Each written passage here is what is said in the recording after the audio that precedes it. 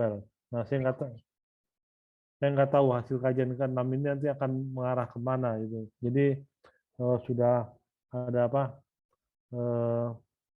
berbagai, jadi biasanya nanti akan menunggu laporan dari working group 2 dan 3 yang akan selesai tahun depan. Nah, tahun ini working group 1 akan dibawa kepada COP meeting nomor 26 di Glasgow. Glasgow di Inggris atau Skotlandia. Jadi IPCC pada dasarnya diperintah oleh governing body yaitu IPCC Bro member. Jadi ini hasil-hasil tadi, Asma tipe pertama 2, 3, 4, 5, 6. Jadi ini. Dan apa IPCC ini terdiri dari governing body-nya itu. Nah, ini adalah bagian dari PBB. Jadi rencananya apa Sekretaris Jenderal PBB itu merencanakan bahwa PBB harus secara selaras bicara dalam satu bahasa. Jadi IPCC adalah satu bahasa karena badan PBB juga ada satu bagian dari rencana PBB untuk melanjutkan Sustainable Development Goal. Nah, kita ada termasuk Sustainable Development Goal nomor 13 yaitu masalah pengelolaan perubahan iklim. Lalu juga ada masalah ekonomi dan sebagainya. Contohnya di nomor 14 ini masalah kelautan dan apa yang ada di bawahnya. Jadi yang nomor 13 itu masalah iklim. Itulah menjadi dasarnya. Kenapa penting bagi bumi dan lingkungan hidup sekitar kita? Jadi ini cara dasar atau basic sekali. Kalau tanpa pemanasan global yang ada secara natural, jadi secara natural bumi kita akan menjadi lebih dingin. Jadi sekitar 15 derajat lebih dingin. Nah, itu. Jadi kalau ada apa, karena planet itu disebut aqua planet, planet air. Jadi banyak air di bumi kita. Nah, itu menambah hangat. Jadi karena prinsip dari global warming itu sendiri. Jadi kalau kalian baca bahwa apa prinsip dari global warming itu kita menambah hangat di bumi ini dengan kejadian gas rumah kaca yang secara natural dari penguapan dan cara dari atmosfer bumi. Nah, sebenarnya kita menambah sendiri dari demikian itu sehingga bumi itu agak hangat dan layak huni. Jadi itu jadi masalahnya. Itu kalau kita lihat sebenarnya itu adalah masalah untuk kedepannya. Kenapa? Karena kita terus menambah gas rumah kaca yang ada di atmosfer. Gas rumah kaca yang ada di atmosfer utamanya dari sektor energi dan sektor kehutanan, dari land use change. Kemudian ada industri, transport, dan sebagainya. Jadi kalau kita kembali lagi tadi pada teori tadi, kita sebenarnya secara alami sudah menambah gas rumah kaca yang sebenarnya sudah alami, sudah ada di bumi ini. Kita tambah lagi sehingga akan lebih menghangatkan. Itu jadi menambah energi di atmosfer bumi. Jadi apa? Ini sebenarnya yang jadi pembahasan hari ini. Jadi energi di atmosfer bumi itu bertambah lebih banyak dan sebagainya. Jadi kalau kita lihat sebenarnya terjadi balance dari radiasi energi yang ada di atmosfer dan kita menambah lagi gas rumah kaca sehingga atmosfer bumi dapat menyerap gas-gas rumah kaca lebih kuat lagi. Jadi kalau kita perhatikan sebenarnya akibat perbuatan manusia kita dapat menambah kemampuan gas rumah kaca itu. Jadi ada efek gas rumah kaca ini. Karena kalau Bapak Ibu sadar sebenarnya yang gampang itu kalau Bapak Ibu naik mobil di siang hari, lalu pintu kaca mobil ditutup semua, jadi tertutup dan Bapak Ibu berada dalam ruangan gas rumah kaca. Nah, tapi kalau ingin saya sampaikan di sini, lalu Bapak Ibu matikan AC mobil ya, AC mobil dimatikan, nanti lama-lama kabin mobil akan menghangat. Karena itu sifat dari kaca mobil itu gas rumah kaca yang ada di kendaraan kita masing-masing. Jadi itulah gas rumah kaca yang terjadi, yang menghangatkan secara lokal dan secara efeknya, secara implikasi secara global adalah terjadi pemanasan global. Itu adalah efek gas rumah kaca. Nah, ini kalau kita perhatikan dari riwayat sejarahnya, ini anak-anak murid ini dari geofisika kan, jadi mengenal bahwa gas rumah kaca yang ada 6 sebenarnya yang sudah resmi dari UNFCCC, tetapi kita lihat utamanya adalah CO2 dan CH4 nih. Tetapi yang kita lihat pada akhir abad ini dan seterusnya ini bahwa gas rumah kaca yang saat ini konsentrasinya jauh lebih tinggi dari yang pernah terjadi selama ini. Jadi kita lihat ini CO2 belum pernah setinggi ini dan kita mencapainya. Lalu CH4 juga, metana juga lebih tinggi, jadi belum pernah kita. Jadi ini adalah alarm kita bahwa kita belum pernah mencapai gas rumah kaca konsentrasi setinggi ini dan dalam sejarah umat manusia sebelumnya. Akibatnya kita mengotori atmosfer sehingga greenhouse gas itu mengisi atmosfer dan merubah energi yang ada di atmosfer. Maka terjadilah global warming atau pemanasan global, dan terjadilah yang dampak berikutnya adalah terjadi perubahan water cycle atau siklus air di muka bumi itu berubah. Inilah yang dikenal sebagai prinsip-prinsip perubahan iklim. Jadi perubahan iklim itu terjadi awalnya adalah pemanasan global dulu dan nanti akan merubah siklus air yang ada di muka bumi. Nah, siklus air ini merubah jadi angin, hujan dan kelembapan dan sebagainya. Nah, dampak yang bisa terjadi adalah dampak secara langsung terjadi maksudnya dampak kekeringan, flood, banjir, kenaikan muka air laut, tanah longsor dan sebagainya. Dan ini contohnya kebakaran hutan juga. Jadi kebakaran hutan juga menghasilkan energi-energi sebenarnya dianggap sebagai short-lived climate closer. Jadi kejadiannya sebentar tapi tidak seperti gas rumah kaca yang dapat 1 abad, 2 abad dan sebagainya berada di atmosfer. Lalu juga terjadi dampak-dampak yang non-fisikal seperti masalah resources, petaka malaria, DBD, juga dalam sistem transport, pertanian dan transportasi dan turisme. Nah, dengan kejadian ini kita mendapat respon dan tanggung jawab bagi manusia, yaitu kita dapat melakukan adaptasi dan mitigasi. Adaptasi itu adalah kita mengatasi akibat dari perubahan iklim, atau mitigasi mengatasi penyebab dari perubahan iklim. Jadi ini adalah mungkin pertanyaan untuk adik-adik semua. Jadi meskipun kelihatannya perubahan iklim itu terjadi di mana-mana dan sebagainya, penyebabnya banyak, Pak. Tidak, jadi penyebabnya cuma satu, karena ada kelebihan gas rumah kaca di atmosfer. Dan itulah yang terjadi sebenarnya. Ini kalau saya putarkan animasi di sini, ini adalah sejarah dari gas rumah kaca yang ada di dunia. Ini kita melihat bahwa animasi yang bergerak ini di bumi belahan utara.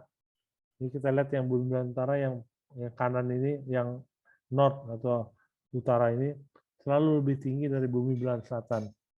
Karena dari stasiun-stasiun observasi di bumi belahan utara menunjukkan lebih tinggi terus. Kenapa begitu? Demikian karena dia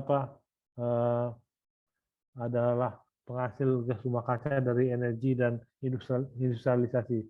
Sedangkan bumi belahan selatan lebih banyak ditutupi oleh laut, dan ini kalau bumi belahan utara ditutupi oleh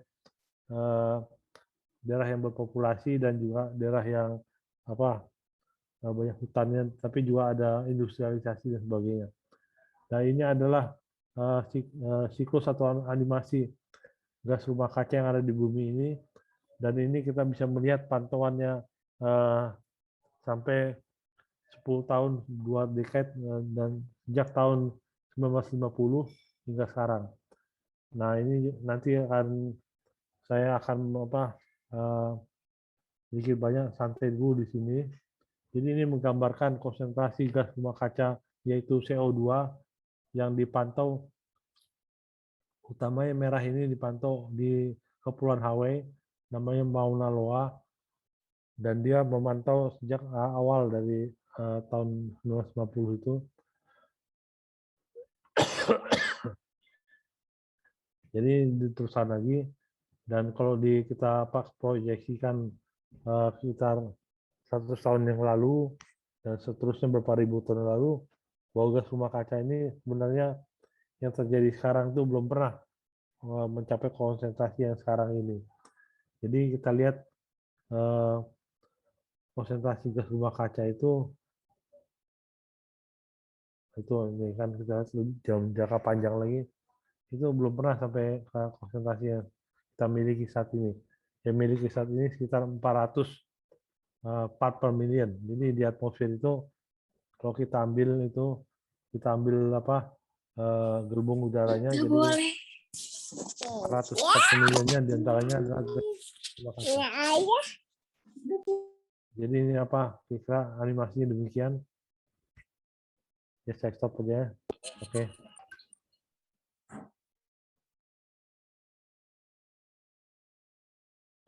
Nah, apa yang saya bicarakan tadi sebenarnya sudah pernah. Ini adalah saintis pertama, saintis dari Swedia, namanya Svante Arrhenius. Ini adalah papernya dia tahun 1859. Jadi udah hampir 2 abad ini. Ini si bapak ini nulis ini. Dia menyatakan bahwa kelebihan CO2 di atmosfer akan menambah temperatur permukaan bumi.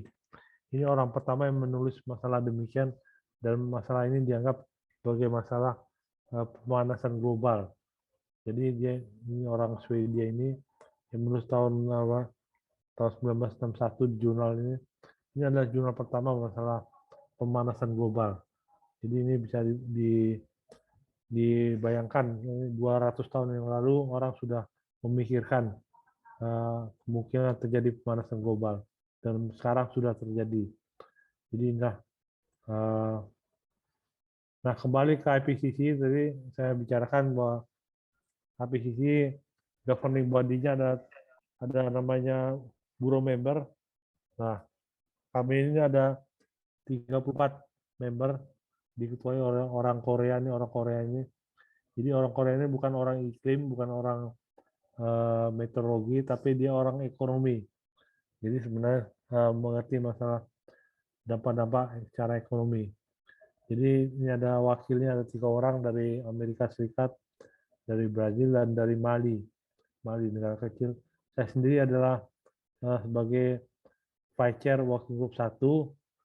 Di sini saya mewakili daerah Asia Barat Daya dan Asia Tenggara. Jadi Asia Tenggara dan Asia Barat Daya ada 4 orang wakil yang dari Indonesia, Malaysia, Australia, dan Selandia Baru. Kami bertugas sampai tahun 2023 awal. Nah, selanjutnya kita juga saya juga mempromosikan orang-orang Indonesia untuk bekerja di IPCC cycle ke-6. Ini ada orang-orang yang macam-macam ya, ada orang dari Amerika Serikat, orang pertanian, sebagainya. Dan ini juga Profesor Gusti Ansari, ini juga kawan saya yang sudah lama, dan juga dari Universitas Tanjung Pura ini, dia sebagai dekan dari Fakultas Pertanian dan juga ketua jurusan ilmu lingkungan di Universitas Tanjung Pura. Ini saya berbagai orang, jadi ada orang UGM, ada LIPI, dari Sriwijaya, Palembang, dan sebagainya. Jadi macam-macam orang dan juga ada juga dari Andalas, dari ini Sulawesi Tenggara juga, macam-macam ya, dari IPB macam-macam. Jadi berbagai orang. Sementara untuk IPCC report yang kemarin baru diadakan pertemuannya pada hari Senin kemarin disahkan, yaitu IPCC laporan 6. Ini sebenarnya adalah kompilasi dari hasil kajian 14.000 tulisan ilmiah yang dari saintis-saintis seluruh Indonesia. Ini adalah melalui penulis-tulis dari 65 negara, yang pada dasarnya sepertiganya adalah wanita dan sekitar mayoritas sampai 60% adalah orang baru di IPCC, dan ini kami juga menerima komentar-komentar dari para saintis di dunia dan para government negara lain untuk melihat pasti kualitas laporan kami. Mohon maaf. Jadi kira-kira pada waktu Asman ke-6 ini karena ada COVID pandemi, kita banyakkan mengadakan pertemuan itu secara virtual. Ini juga pertemuan pada bulan Februari tahun 2021 dan pertemuan terakhir yang minggu lalu diadakan secara virtual juga. Jadi semuanya secara virtual, dan mohon maaf ini juga mekanismenya juga susah bagi kami karena kami itu secara dunia itu ada yang siang, malam, pagi, sore. Jadi kalau kita menyesuaikan waktu dengan kemauan semua orang agak susah aja. Jadi itulah semuanya bersatu padu untuk menulis laporan kajian IPCC tahun 2021 ini. Jadi pesan yang kami sampaikan adalah perubahan yang ada dalam iklim itu sudah melebar dan menyeluruh, terjadi cepat dan intensifikasi, dan ini sebenarnya belum pernah terjadi dalam 1000 tahun-tahun sebelumnya dalam sejarah bumi. Itu adalah. Jadi ini tadi saya bilang dalam sejarah bumi, contohnya masalah gas rumah kaca itu belum pernah terlalu konsentrasi terlalu tinggi seperti sekarang ini, dan juga kita lihat kita saat ini sudah 1,1 lebih panas dari masa pra-industrialisasi. Jadi ini lebih hangat 1,1. Sasaran kita adalah kalau bisa tidak lebih dari 1,5 derajat. Jadi sebenarnya sudah hampir ke ambang batas kita. Nah ini kita lihat. Jadi ada perubahannya itu dalam konsentrasi gas rumah kaca itu paling tinggi saat ini. Sea level rise juga lajunya sangat tinggi. Lalu penurunan lapisan di kutub utara itu paling banyak, jadi paling rendah. Nah, capaian dari tutupan lahan esnya juga. Lalu juga es yang di darat juga paling banyak memuai. Nah, kita sendiri juga punya es satu, itu di daerah Papua, yaitu daerah Puncak Jaya, dan ini terus-menerus memuai. Jadi dalam beberapa hal kita 2 minggu lalu mendengar apa yang terjadi heat wave yang terjadi di Kanada, bahkan lebih hangat dari daerah Timur Tengah katanya. Lalu juga hujan yang lebat, banjir seperti kita dengar terjadi banjir di Cina dan juga di Eropa, yaitu di Jerman terjadi kekeringan dan juga kebakaran hutan. Kebakaran hutan itu hampir sekarang semua wilayah di dunia ini. Ini sekarang jadi PR besar bagi bukan hanya Indonesia, tapi seluruh dunia. Itu PR besarnya adalah fire weather. Lalu lautan juga mengalami masalah pemanasan, lalu asaman, dan juga kekurangan oksigen di lapisan atasnya. Jadi kita perlukan tindakan nyata yang secara kencang dan cara luas, dan juga untuk menahan gas rumah kaca ini dan emisinya juga membatasi agar panas bumi ini tidak melebihi 1,5 derajat. Tetapi agak susah karena perkiraan kita juga kalaupun kita melakukan mitigasi atau menjaga emisi tetap terjaga, kita yang paling bawah ini yang kita harapkan memberi emisi hingga panas 1,5 derajat ini, maka tetap aja akan panas itu akan lebih dahulu melebihi 1,5 derajat. Bahkan di laporan IPCC ini dikatakan bahwa kita akan melewati 1,5 derajat dari semua skenario yang mungkin itu. Jadi semuanya sudah terlampaui sekitar 10 tahun lebih awal dari perkiraan kita 3 tahun lalu. 3 tahun lalu IPCC mengeluarkan laporan khusus 1,5 derajat mengatakan bahwa semua skenario yang mungkin itu adalah tahun 2052, bahwa tahun 2052 kita akan melampaui 1,5 derajat. Tetapi kali ini kita mengatakan bahwa 10 tahun lebih cepat. Jadi 2042 kita akan melampaui. Jadi semua skenario, artinya skenario yang terbaik dan terburuk pun akan terlampaui. Jadi ceritanya begitu. Nah ini adalah apa yang dikatakan bahwa perbandingan kalau 1,5 ini 2 derajat dan 4 derajat. Kalau bisa kita hanya melewati 1,5 derajat saja dan kembali lagi ke arah netralnya. Nah inilah yang kita takutkan karena yang diinginkan adalah kita akan net zero emission. Itu yang pesan yang dibawa oleh laporan IPCC baru ini. Kita membutuhkan energi dalam perubahannya jangan terlalu lebih cepat dari 1,5 derajat. Jadi kegiatan manusia itu sudah tidak diragukan lagi akan menyebabkan perubahan iklim dan menyebabkan perubahan secara ekstrim dan sebagainya. Seperti heat wave, hujan yang lebat, masalah kekeringan dan lebih frekuensi dan sebagainya. Ini adalah yang kita lihat dari skenario model. Sebenarnya banyak kegiatan manusia itu akan menambah hangatnya atau pemanasan global, tetapi ada kemungkinan terjadi cooling ini karena masalah yang terbesarnya adalah dari gunung berapi. Gunung berapi yang saat ini Gunung Merapi yang di Yogyakarta itu lagi meletus, itu sebenarnya akan menambah lebih dingin atmosfer. Tetapi kita tidak mengharapkan dari gunung itu, letusan gunung akan membantu kita. Karena dari industri dan sebagainya masih ini, natural warming itu masih dari kegiatan aktivitas manusia itu masih menambah panasnya.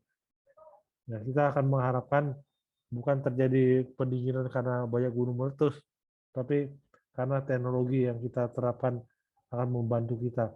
Salah satunya teknologi dalam hal energi yang terbarukan dan renewable. Itu yang kita harapkan akan membantu kita. Jadi pengaruhnya terhadap ini memberikan heat wave lebih sering dan lebih intens, dan lebih juga pemanasan di laut sejak tahun 70 dan terjadi asidifikasi atau pengasaman di atmosfer dan di laut. Jadi daerah yang frozen itu akan menjadi mencair dan sebagainya, dan ini terjadi masalah terutama di daerah yang banyak esnya. Mungkin ada adik-adik yang berpikir bahwa ini bukan masalah saya Pak, tapi bukan masalah kita menerima dampaknya juga, itu jadi masalah. Lalu Laut Arktik atau Laut Kutub Utara itu juga dikhawatirkan akan menjadi lautan semua. Jadi ini lautan semua artinya tidak ada es lagi yang ada di sana. Jadi sebenarnya seperti tadi sudah disampaikan oleh beberapa orang yang pidato, perubahan iklim sudah mempengaruhi seluruh region di atas bumi dan sebagainya. Jadi perubahan yang kita alami itu akan menjadi lebih dampaknya lebih luas lagi. Nah, di IPCC report kali ini kita menghasilkan laporan-laporan kajian regional, dan ini juga menampilkan juga risiko adaptasi dan mitigasi yang mungkin diambil. Jadi sepertiga dari laporan ini berisi regional climate information. Jadi laporan-laporan region dari wilayah-wilayah yang ada di muka bumi ini. Jadi ini ditampilkan dalam laporan IPCC kali ini perubahan-perubahan dalam hujan, kekeringan, salju, angin, dan perubahan yang ada di pinggir pantai dan sebagainya, open ocean. Jadi ini adalah climate impact driver. Ini ada yang diperkenalkan oleh laporan kali ini. Kita ada satu bab yang khusus masalah climate impact driver itu. Kira-kira satu wilayah itu kan berbeda-beda. Jadi Indonesia sama Jepang mungkin berbeda-beda. Mungkin sama Cina sama Nepal akan berbeda. Jadi diperkenalkan cara region apa climate impact drivernya untuk masing-masing region. Jadi konsekuensinya terhadap pertanian dan sebagainya. Lalu kita juga memperkenalkan apa dalam masalah water cycle dari siklus air di muka bumi yang mengganggu mengganggu di atmosfer daratan dan lautan. Nah ini juga jadi contohnya lebih banyak hujan dan sebagainya. Nah yang khusus untuk wilayah kita ini ada juga masalah perubahan curah hujan dan masalah musim atau monsun. Monsunnya lebih maju atau tidak. Mungkin daerah Kalimantan Barat ini termasuk daerah yang tidak monsunal. Artinya bukan daerah yang cukup jelas antara hujan dan musim tidak hujannya. Tapi perubahan ini sangat dipengaruhi. Jadi dalam laporan IPCC ini juga disampaikan contohnya adalah Amazon. Amazon di daerah Brazil itu dikhawatirkan tidak lagi menjadi paru-paru dunia. Nah, nanti kita mungkin habis itu Indonesia dikhawatirkan tidak lagi menjadi paru-paru dunia dan kemungkinan yang dapat terjadi itu yang dikhawatirkan. Selain itu, IPCC juga menyertakan bab khusus, ini interaktif atlas yang IPCC report. Nanti bisa di anak-anak mahasiswa bisa diklik ini bagian ini dan akan bisa lihat hasil-hasil perubahan iklim dari berbagai skenario model. Nah, khusus untuk Asia Tenggara untuk wilayah kita nanti bisa dilihat di hal Kordek masalah regional yang ada di Asia Tenggara. Ya. Jadi untuk wilayah Asia Tenggara dikatakan bahwa ini adalah fact sheet atau regional information-nya. Jadi future warming akan lebih dikit dan dari global average ini jadi kabar gembira untuk kita. Jadi untuk hujannya, trennya juga koheren dan konsisten di semua wilayah dan juga di suatu tempat akan lebih tinggi, tapi suatu tempatnya akan lebih rendah. Artinya wilayah benua maritim bagian utaranya itu mungkin termasuk Kalimantan Barat itu akan lebih tinggi, akan lebih banyak hujan.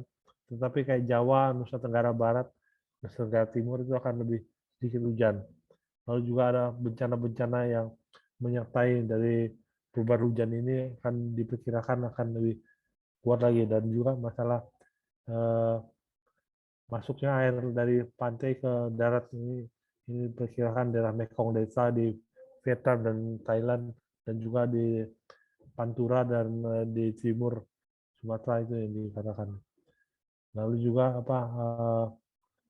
jadi 6 jumlah dari siklon yang lewat dari, kalau kita tuh siklon yang dari Filipina itu dari Laut Bengal di Bangladesh, nah itu akan lebih banyak lagi.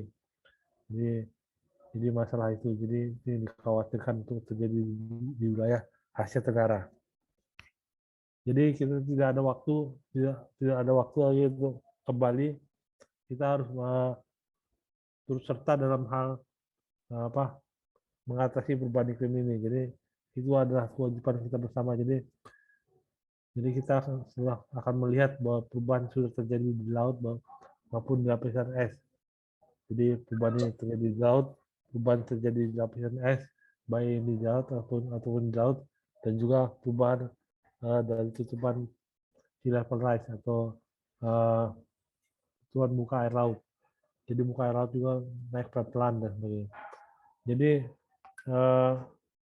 IPCC masih berharap bahwa perubahan itu masih dapat terjadi lebih lambat dan mungkin dapat di stop dengan kita menyetop limit dari emisi yang terjadi.